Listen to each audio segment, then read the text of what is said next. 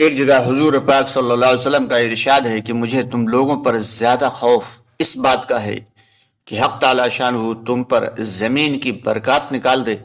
کسی نے عرض کیا یا رسول اللہ، زمین کی برکات کیا چیز ہیں؟ حضور صلی اللہ علیہ وسلم نے فرمایا کہ دنیا کی رونق۔ حضرت ابو دردہ رضی اللہ تعالیٰ عنہ نے حضور پاک صلی اللہ علیہ وسلم کا یہ ارشاد نقل کیا کہ جو کچھ مجھے معلوم ہے اگر تم کو معلوم ہو جائے تو ہنسنا کم کر دو اور بہت کثرت سے رونے لگو، اور دنیا تمہارے نزدیک بہت ذلیل بن جائے اور آخرت کو اس پر ترجیح دینے لگو۔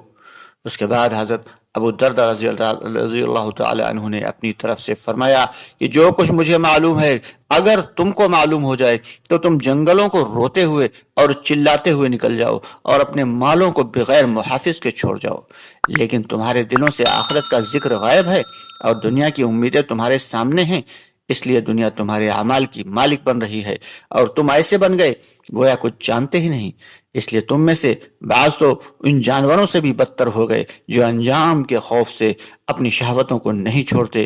تمہیں کیا ہو گیا کہ تم آپس میں محبتیں نہیں رکھتے، ایک دوسرے کو نصیحتیں نہیں کرتے، حالانکہ تم آپس میں دینی بھائی ہو؟ تمہاری خواہشات میں صرف تمہاری باطنی خبث نے تفریق کر رکھی ہے۔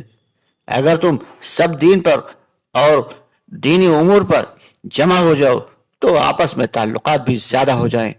آخر تمہیں یہ کیا ہو گیا کہ دنیا کے کاموں میں تو ایک دوسرے کو خوب نصیحت کرتے ہو لیکن آخرت کے کاموں میں ایک دوسرے کو نصیحت نہیں کرتے؟ تم جس سے محبت کرتے ہو اس کو آخرت کے امور پر نصیحت کی قدر تمہیں نہیں ہے، آخرت کے امور پر اس کو نصیحت نہیں کر سکتے۔